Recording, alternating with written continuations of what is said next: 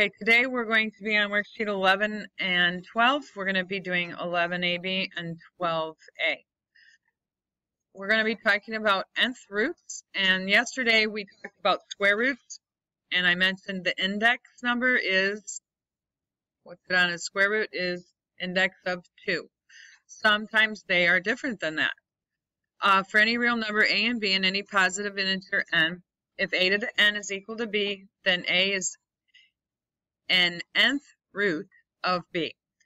The positive root is called the principal root. I brought that up yesterday, saying that when you're just taking the square root, the only answer is the positive answer. It means the principal root. Make sure that's off, please. Okay, thank you. The square root of 25 is 5, not negative 5. It is not both. It is just the principal root of 5. And this says the opposite of the square root of 25 would be then negative 5. And if it said in front plus or minus the square root of 25, then you would have plus or minus 5 for the answer. The nth root of a is also can be written as a fraction, 1 over the index for any integer greater than 1. So that means that the roots have to be positive. There aren't any negative roots. Okay? So here's an example that's on your paper. Find the square root of 49z to the 8th. We broke they broke it down into what is being squared to get that, and then the answer would be 7z to the 4th, because the square root of 49 is 7, and the square root of z to the 8th is 4, and because that index was 2, I talked to you yesterday about you can divide 2 into the 8 to get the 4. Okay, this one, z to the 4th, okay, and also z to the 4th must be positive, so there's no need to take the absolute value. What they're saying there is, if you're doing an even integer root here, the answer is the absolute value of a. So for example, if it was in parentheses negative 2 to the 4th, the answer is positive 2, not negative 2. Because what happens when you do negative 2 to the 4th under here anyway? It would be positive 16. And the 4th root of 16 is positive 2. If the root's odd, then the answer is going to be negative, if it is a negative number underneath the radical. Okay? So the answers to any even integer roots are going to be positive. The answers to an odd integer root will be either positive or negative, depending on what's underneath the radical. Okay. That's just your technical terminology. We're just going to do it. All right, so we want to find the cube root of negative 343. This is an odd root. This number's negative, so the answer will be negative. Okay, now you're saying, well, I don't know what the answer is. Well, that's because you've probably never done a cube root. All right, so I can show you how to do it on the calculator. You're getting calculators out.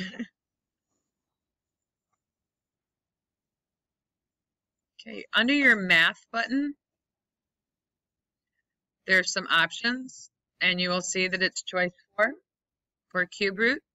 Any root after that, you have to put the root number in first on most calculators, and then hit number 5 under math to do a different root other than a cube root. So we're going to hit 4, choice 4. And it's giving us a cube root, and then we're putting in negative 343. Should be negative 7. Okay. So the answer is negative 7. The next one is saying the opposite. We're going to bring down the negative sign, and then we're going to say the cube root of negative 27 is negative 3. 3 goes into 6 twice, so it's going to be p to the 2nd that comes out, because we're doing a cube root. Then when you say the opposite of negative 3p to the 2nd, this answer will end up being positive 3p to the 2nd. Now, there are some roots we're going to want to start to know, and I'll tell you what those numbers are. You know, in your square roots, you want to know the perfect square numbers, which are, and I'm just going to write down a few here real quick, if I can get my pen to work. We did square roots, and we were looking at numbers like 4 9, 16, 25, 36, 49, etc. Okay, so it would be if x was 2, 3, 4, 5, 6, 7. I'm thinking of running off a little table for you to practice this that has some of these perfect cubes also on it. So if x is 2, x cubed would be 2 times 2 times 2, which is 8. If x was 3, x cubed would be 3 times 3 times 3, which is 27. X was 4. 4 times 4 times 4 is 64. 5 cubed is 125. Someone check. I think 6 cubes is 216. And 7 cubed is the 343. Okay, and 8 cubed is 512. 9 cubed is 729. 10 cubed is 1,000. All right, you're going to just want to recognize some of these, especially at least up to here. You'd like to know those by heart, what those perfect cubes are. All right, so that's why I got a -3 from this part, but I had to apply that negative sign here, so the answer ended up being positive 3p to the second. Now, on number 3, we're just doing a square root. Okay, so the index is 2 if there's nothing written. So we're going to have plus or minus, whatever we're going to find underneath here, and I'm going to break it apart. Remember, the biggest number that divided evenly into 48 was not 4, it was 16. So I'm breaking apart 48, or factoring it into 16 times 3. I still have x to the third, y to the fourth. Okay, so now I'll do it like we did yesterday. Plus or minus, because of the plus or minus that was given in the original problem. The square root of 16 is 4, so 4 is going to come out. He is a twin. Starts a new life as number 4 outside of the radical jail. And if you divide 2 into 3, you get 1. An x to the first comes out. Divide 2 into 4, you get y to the second. That came out. And now I still have something left under the radical. What did not fully come out was the 3 and an x.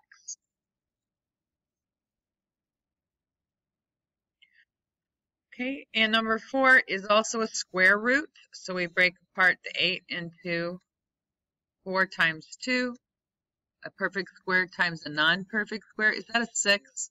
X to the 6th, y to the 5th?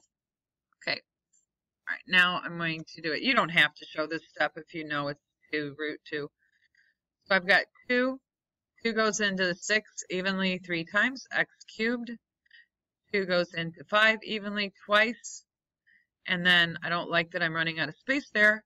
I've got a 2 left under and a y. Any questions about that? Are we doing okay with that kind? All right, next, I'm hoping we get somewhere where we have another cube. Yep, back on 7 and 8.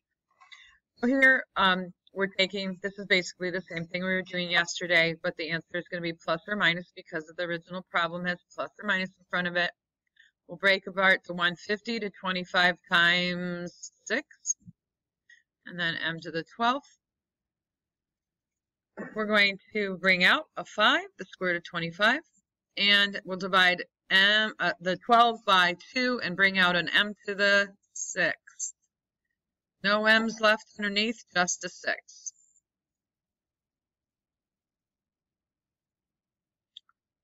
Okay, the next one is another square root. So we'll only have one answer, principal root. 175 is 25 times 7. A squared b cubed c to the 4th. I will now take the square root of 25, which is of course 5, and that's just the principal root, so it's only positive 5. A to the second, the square root of a to the second would be a. The square root of b to the b cubed would bring out a b with a b left over underneath, and divide 4 by 2 to get c to the second times, and now we've got the square root of a 7 was left under there, and any odd power, you'll have one left, a b.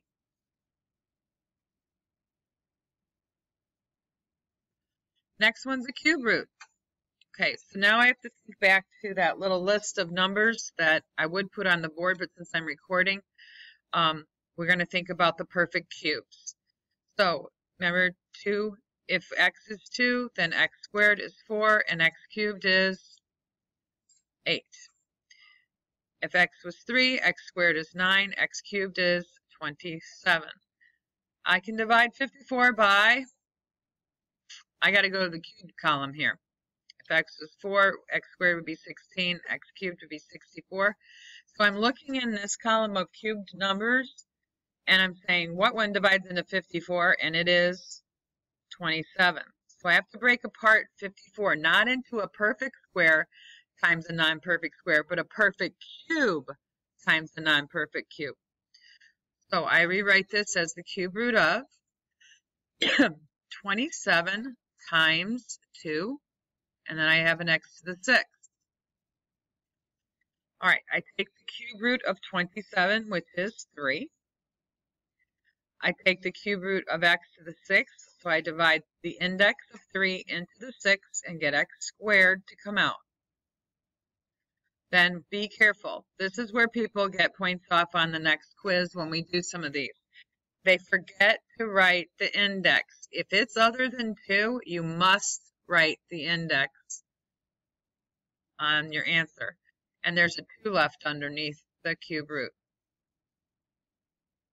Okay, so be aware that it's very important that you write, if you're doing a cube root, if there's anything left under the radical, you must write the index on it. The next one's a fifth root. Well, I'll show you a couple things down here. If x was 2, x squared was 4, x cubed was 8, x to the 4th would, excuse me, I should have written that higher. X to the 4th would be 16. And x to the 5th is, meaning 2 to the 5th would be 32. Notice these are just multiplied by 2 as you go. Okay. So the fifth root of 32 is a perfect fifth root. 32 is a perfect, I don't know what to say. It's a perfect root. All I can say is 2 to the 5th. If you want to rewrite this to understand it, we could write 32 is 2 to the 5th. Then you've got r to the 12th and x to the 10th. That is a 12. Okay, so I'm going to take the fifth root of 2 to the 5th would be 2. I have to divide 5 into 12. It goes evenly twice, so I'm going to bring out an r to the 2nd. 5 goes into 10 evenly twice, so I bring out an x to the 2nd. And I don't like my room that I have here, so I'm going to rewrite what I just wrote a little bit more clearly. Fifth root again of 2 to the 5th was 2. You got an r to the 2nd to come out and an x to the 2nd. And then you have to write the fifth root of, the only thing that didn't come all the way out was the r's. Okay, we went r to the 12th. We divided 12 by 5. We got 2 evenly with 2 left over. So it's r to the 2nd that's still stuck under the radical. And you have to write the index of 5 on it. Okay, you've probably never done this kind of problem before. New concept. Everybody good with this page? All right. Can we put phones away, please? The square root of 0.81, and this says the opposite, is negative 0.9.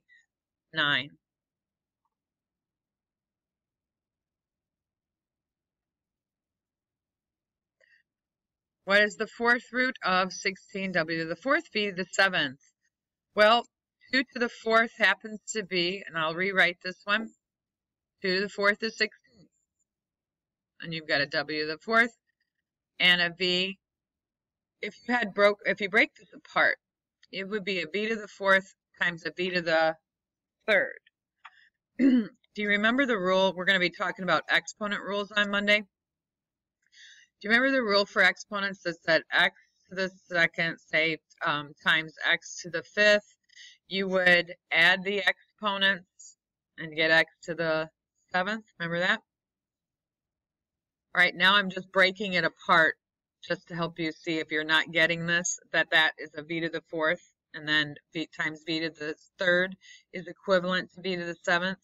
The reason I did that is because I'm trying to show you that the 4th root of v to the 4th would be just v, and that this is what's left over. All right, it can't come out. So I'll say it two ways. I'm trying to show you it two different ways. So if I do the 4th root of 2 to the 4th would be 2. The 4th root of w to the 4th would be w. The 4th root of v to the 4th would be v. But this guy didn't get to come out. It's like the remainder if you take 7 divided by 4. Right? That's the whole concept of what's left. So I still have to have the 4th root of v to the 3rd at the end of my answer. That would be the solution, or the simplification of that. This one's just a square root, but it has a negative 3c in there. If you actually took negative 3 to the 14th power, it would be humongous on your calculator. But what would happen to the sign? You would multiply it so many by itself over and over and over, an even number of times, meaning you'd end up with a positive answer. So the answer to this is not negative. It's the absolute value of negative 3c to the 7th. Okay. All right. So I'm just trying to bring that out. That the answer is just 3c all to the 7th power. Now, 3 to the 7th is pretty big, but it's at least more doable than 3 to the 14th. I'll just check it out. 3 to the 7th is 2,187. So the answer could be written 2,187c to the 7th.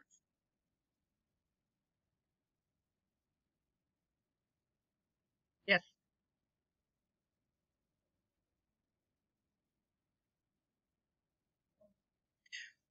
Oh, okay. I applied the 7 to the 3 and to the c. Okay? The power. This one's nice and easy. It looks hard, and it's not. You just divide 3 into 27. Okay? So that would be a plus b to the 9th.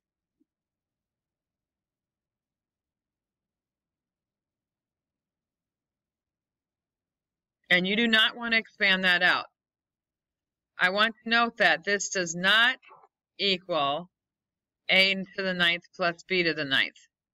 No. Okay, you can't do that. I would love to tell you what this equals, but I don't feel like doing the binomial expansion theorem right now.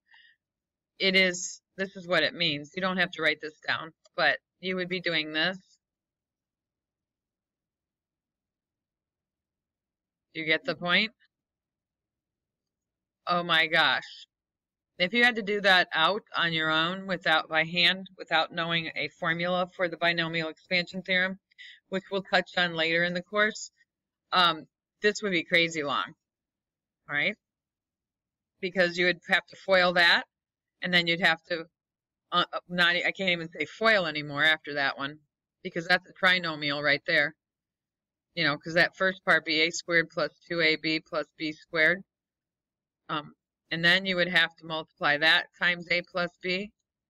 And then after you got the 6 terms that you would get out of this one, and then some would combine and be like 5, then you'd have to multiply again. And okay, so you get the point that it doesn't equal this. All right? That's all I need you to know. Do not think that you can just drop the parentheses and put those squares on there, or those powers on there. All right, moving on. We've got the 6th root of x to the 18th. We just divide 6 and you can rewrite it. I'm going to show you another way to do this based on power. And think about roots. Where are roots on a tree? They're on the ground, all right? They're on the bottom. And the power of the tree that you see is on the top. So power goes on top, root can go on the bottom. So this is basically a way to simplify this that we've already been doing in our head. So x to the 18 divided by 6 would be x to the third. I can do the same with, well, I don't want to, I'd like you to think about what's the cube root of 8. I'll rewrite it. 8 is 2 to the third. Okay, now I'm just going to do the process I've been doing. We are going to take the cube root of 2 to the third, which would be 2. 3 goes into 6 twice, so 8 to the second comes out. 3 goes into 14 3 times. Oh no, 4 times. And there's something left. We've got cube root, and this is gone, but there's a remainder on this one. What's the remainder? When you divide 14 by 3, you get 2 left over, so b squared would be underneath there. Don't forget to write the cube root. Okay, 15, we got a fourth root. Let's type it on the calculator since I'm not expecting you to have those memorized yet. You need to put 4 in first, I think, on most of the calculators, and then hit math, choice 5. And that makes it be the fourth root.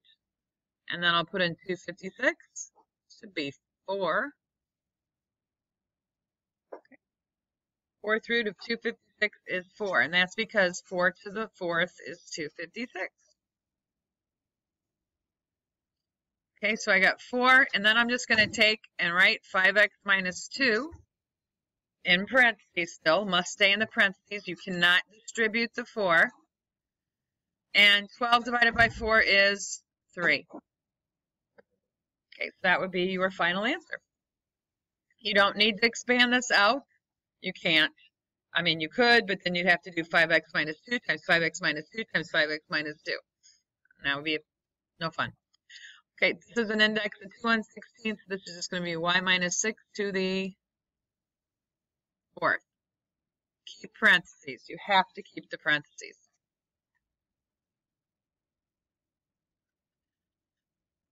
Okay, approximating things on the calculator. Some stuff we're just going to have to go ahead and type it in. All right, so if it says you can have decimals, an irrational number is a number that can't be expressed as a terminating or repeating decimal. Irrational. Radicals such as the square root of 2 and the square root of 3 are examples of irrational numbers. This is obviously on the back, right? 11b. Okay. Decimal approximations for irrational numbers are often used in applications. These approximations can be easily found with your calculators. So I already talked to you about how to find roots. So if we're going to use the calculator to approximate that, we would type on our calculator, we'd have to put the 5 in first. Yep, the fifth root. So we go 5, and then we hit math, choice 5. And it'll show that it's doing the fifth root. And I completely forgot what the number is. So if I had a blank worksheet, it would be great, but I don't. Oh, here it is. We're doing 18.2. Just to verify if we can get the answer that the worksheet has on it, 1.7865. Now, it said to go to 3 places, so they went 1.78, and they looked at the 6, saw a 5 after it, rounded the 6 up to 7. Everybody's calculator work okay, or anybody having trouble with how to type it in? All right, so let's try this one. Cube root of 0.054. Cube root is a choice under the math key. So I'll just do choice 4 and put in 0.054.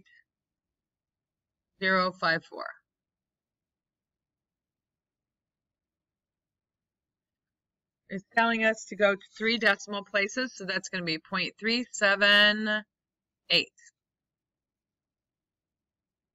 And we use a little approximate symbol.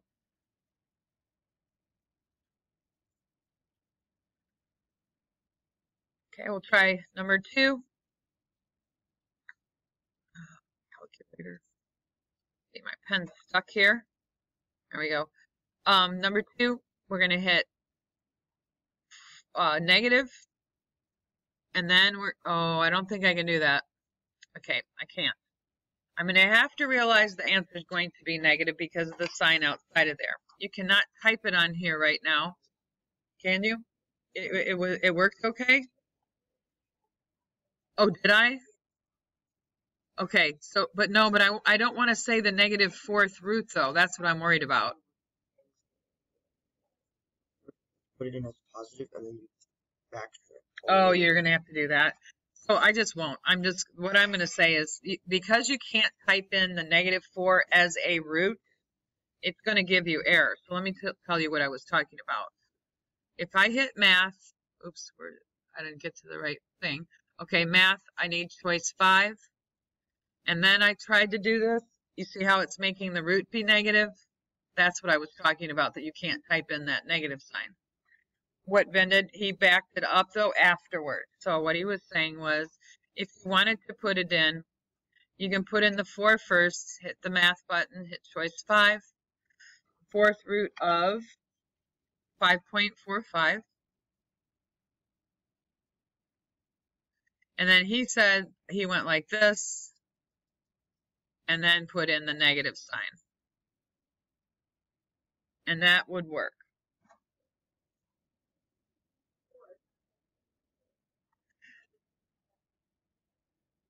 Okay, so let's know what I'm trying to tell you. There's multiple operating systems in this room, right? Some are older than others. This is the newest one.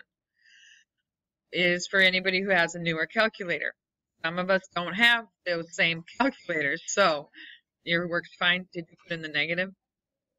Okay. Did you get the negative 1.52 and then 8? That's all I need to know. If you're getting a different answer, it is something about how you're typing it. Personally, what do we need to stick the negative sign in for when we can do it with our brain, right? We really don't need to. We can just assign it a negative answer after we look just by our inspection, okay? All right, so negative 1.528. Okay, and then I think that I'm done with typing those in for you. You guys can type those in, right? All right, so go ahead and your assignment is at the bottom of the page. We are going to go over to 12A though today to get some more done this day. I've already talked about this almost as much as we actually probably are going to need to. I already talked about the power of the tree. Power's on the top. Roots are on the bottom. If you just remember your tree, that's your power. And then well, we'll keep the power being the whole entire tree. And then it gets to the roots, and they are on the, oh, I want a different color. The roots are on the bottom. All right, so how do you write the exponents? You write the power on the top and the roots on the bottom, and you write it as a fraction. Okay, so it's exponent or power over the root number. Write each of the following fractional exponents with fractional exponents. We're not even going to evaluate them. So this is going to be d. The power or exponent is 2. The root is 3. It goes on the bottom of the fraction. And that is an exponent now. It is the exponent d and to the 2/3 power or exponent. This would be e to the 2/4, and then you would simplify the 2/4 and say e to the 1/2. This would be 3 to the 4/5, which actually is evaluatable on your calculator, but we don't need to evaluate it. We're just writing them. This would be 10 to the 4/4, which is how I taught you to do that root anyway, was to divide by the index, which would equal 10 to the 1st, or 10. And this last one would be e to the 2/3, f to the, what are we going to write for f? 1/3, yep, because the power on f was 1. Pretty simple so far. Rewrite each now as radicals. So now we're going backwards. So this would be the root of 2. We don't normally write the root of 2, and 2 to the first would be under there. So I could simplify that. I could just write the square root of 2. This would be a fifth root of a to the third power.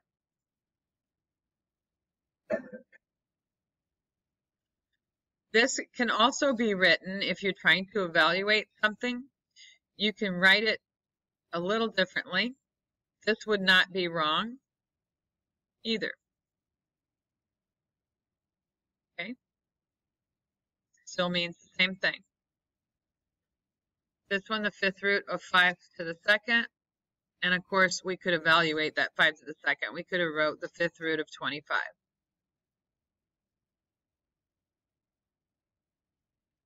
And this one is the cube root of x squared.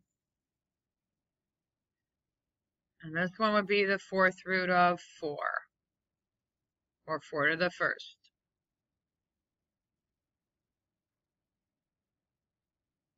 Any problem with that? All right, so to number 11.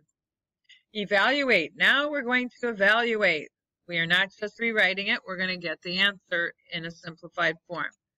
So this says 9 to the 3 halves, which means to do an index of 2, a root of 2, and then it's 9 to the third. The square root of 9 to the third,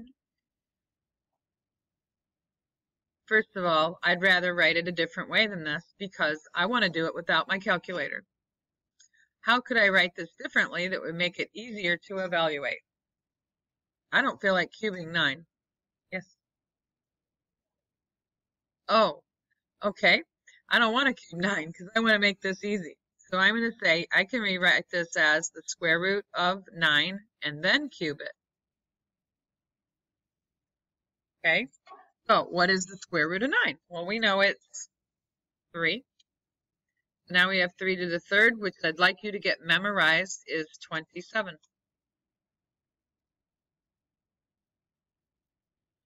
So this is the way to write them when you're trying to simplify these particular kinds. So the fifth root of 32, and then I'm going to take that to the -2 power. The fifth root of 32 is 2. So I've got 2 to the -2. What is 2 to the -2? Do you remember what to do? I got to tell you another exponent rule, which we're going to go over all of them on Monday. Tell me, I know Mr. Harris, right? Okay. It is 1/4. Why? Go ahead.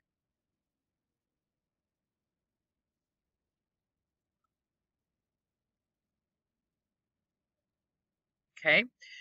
This means the reciprocal. Okay. A negative exponent means the reciprocal. So you can rewrite it with a positive exponent by writing it as a fraction and putting 2 to the second on the bottom. And then evaluating that, you get 1/4. Good, I'm glad some of you remember that. So how I would do this problem,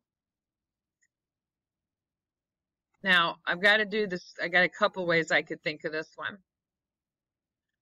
I could change it right now to be a positive exponent by doing 1/4 to the 1/2, which means 1 over the square root of 4, which would be 1/2 as an answer. Or I could have rewritten it as the square root of 4 to the -1. The square root of 4 is 2. 2 to the -1 is 1/2. This is probably how I would think you'd like it the best, is the way I did it the second time, okay? Either way, though, gets us the same result.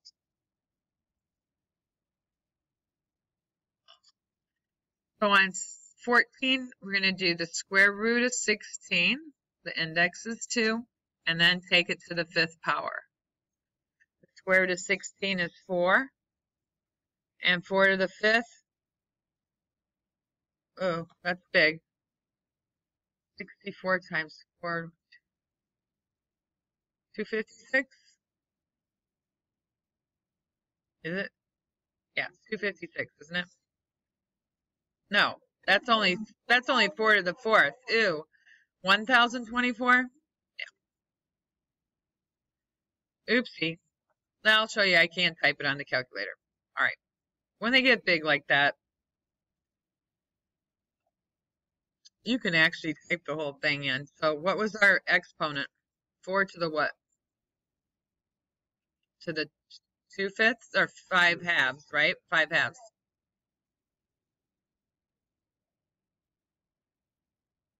I meant the very original problem. Oh, it was 16? Excuse me.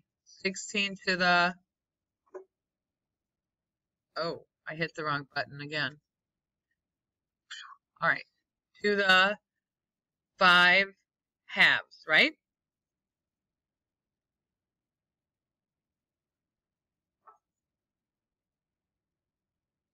You can type an exponent in fraction form. It is possible. I need you to understand though about what the roots are and stuff. That's why I wasn't doing that. I don't want to just see this come out. All right, and I don't want decimals either on these answers. So this isn't the best way for you to be thinking of it and typing it in. You can do it though. I want you to think about these values without a calculator. So first, we're going to do the cube root of 27 on the next one. And then we're going to take that to the negative second power. It's critical that you understand this without the calculator so that you're not just pushing them in the calculator, because we're going to be needing to know that the cube root of 27 is 3. And then 3 to the negative 2 would be 1 over 3 squared, which you then would say is 1/9. If you had typed this on the calculator in the very beginning, you would have gotten 0.111111111. And that won't be an acceptable answer. You can go back to the math enter button though. So now I found a golden moment to tell you something about repeating decimals. If you have a repeating decimals, you take the repeating part and you put it over a 9. So if you had 0.22222 going on, it'd be 2/9. If you had 0.33333 going on, it'd be 3/9, which is 1/3. If you had 0.23232323 and it kept going, it'd be 23 over, not 1/9, but 2/9. Just as a little aside of how to change a repeating decimal to a rational number, which is a fraction. Ratio. Okay, so use a graphing calculator approximate. These are the kind you're going to type in on your calculator. And that's all I want to go over today. Your assignment is the book page that was on the back of worksheet 11 on 11B, which was page 433.